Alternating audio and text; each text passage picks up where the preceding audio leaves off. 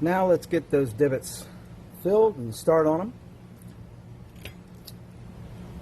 And this is the way I like to do it. Very carefully. You don't want to get any super glue in that slot.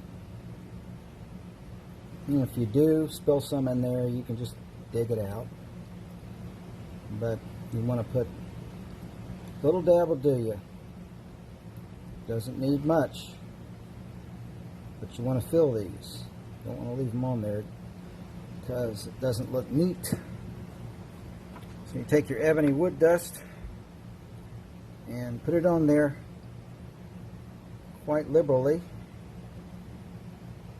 like that, and it dries pretty fast. The super glue, you know, don't forget super glue needs two things going on in it that are pressed together in order for it to work. But man, you put this wood dust, this real fine wood dust on there, and I mean, it doesn't take long at all for this to dry.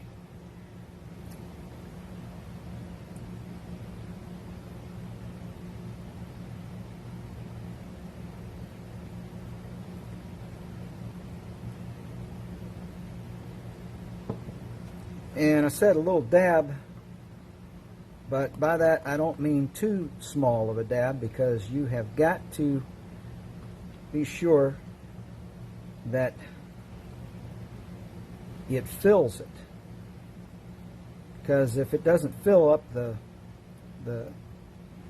chip out, if it doesn't fill up that little ebony chip out, then you'll have to come back over and repeat the process, and there's no time, you know, for all of that, so you don't want to have to spend too much time there. Alright. Some of these really smaller ones are fine because the fret crowns will cover them up.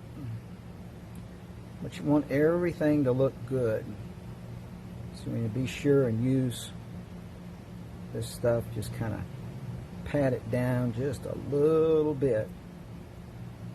And that'll dry, and we'll do the rest of these frets that are these fret slots that are giving me the same issue, and then we'll sand it all smooth together with the hand sanding process.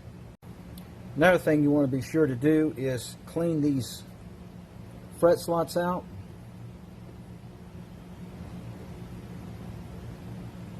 And when you're doing that, sometimes wood will chip out again. When you clean them out, make sure you get them all the way to the edge, and do not cut into the binding. Keep the blade away from the binding. I like these little razor saws. They make fret slot saws and all that, but the fret slot saws come in different gauges, and they're helpful too, but you know, it's really not necessary to do it with those. So right here, you want to be sure and get that dust out of those grooves before you fill around it, because super glue can spill into that slot, and the slot's got wood dust in it, so it's going to start drying. It's going to make it really hard to get that super glue out of there with a bunch of coagulated wood dust stuck to it. So you don't want that. Just keep the process going.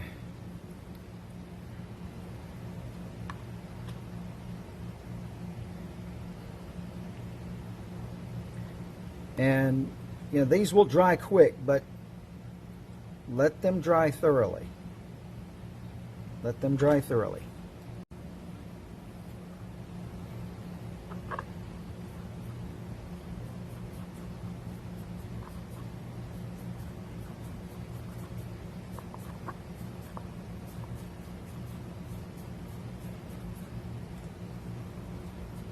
Alright, so those have dried pretty good.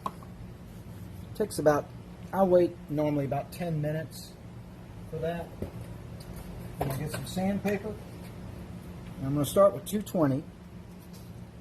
Remember, I used 100 grit for the radius. Now I'm going to go to 220. Just lightly sand over the top of those. And let me tell you, this is true, especially when it comes to ebony. Once these chip outs are all filled and you oil up the fingerboard, you really can't tell that they were ever there. And in the sanding process, you can have more chip outs when it comes to ebony. Oh yeah, you can have more chip outs. Now I'm going to oil this, like I say, I'm going to oil it up after I put the frets in.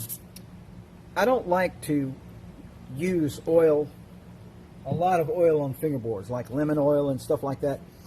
The reason why is because oil can get, if you oil a fingerboard too much, it can get in there and loosen the frets. And remember that you're dealing with wood that is naturally oily anyway, so it doesn't really need to be oiled. Like ebony, naturally oily, as is rosewood. So this is just a fine hand sanding we're going to do. We're going to go over this with 220 first. Alright, so that looks better. And I'm through with the initial filling of any gaps in this. There may be more that appear. As a matter of fact, when you're putting the frets in to ebony, you got to be very careful because they can start chipping out as the frets are going in. And if it looks really bad, I'll fill those after the frets are in, but they're a lot harder to fill with the frets in. So now I take some 400 sandpaper, and we're going to kind of polish this, and it polishes the inlay up as well. So we graduate grits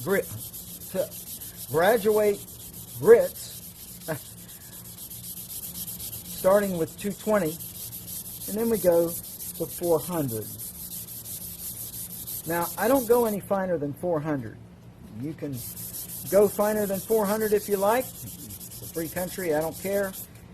But I don't like to because it will not accept the fingerboard oil as well. So you got to keep the grain a little bit open. So this 400 sort of polishes the binding and the inlay as well. Polishes it all back up. You can actually see the inlay begin to glow again. Now, another thing about this sanding, somebody might have a question about this. Am I sanding the binding? Well, yeah, I'm sanding the binding with the fingerboard. The fingerboard and the binding need to be flush. When the new frets go in, which I'll be doing next, the edge of that fret crown is going to come just slightly over that binding. In some places it might not even look like it goes over at all, but I'll show you how I get that just right. I'm loving this radius already. I can feel where there's a slight curvature in this. I didn't like the way it felt before. I mean, before it was just flat as a pancake. But I really like the way this is feeling now. And this binding here, don't worry about that. It'll clean right up.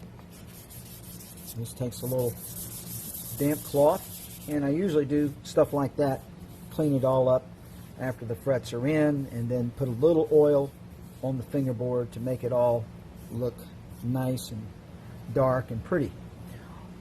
Alright, so that's the end of this video until we get to the fret installation, and I've got to wait on the fret wire for that. Thank you for watching.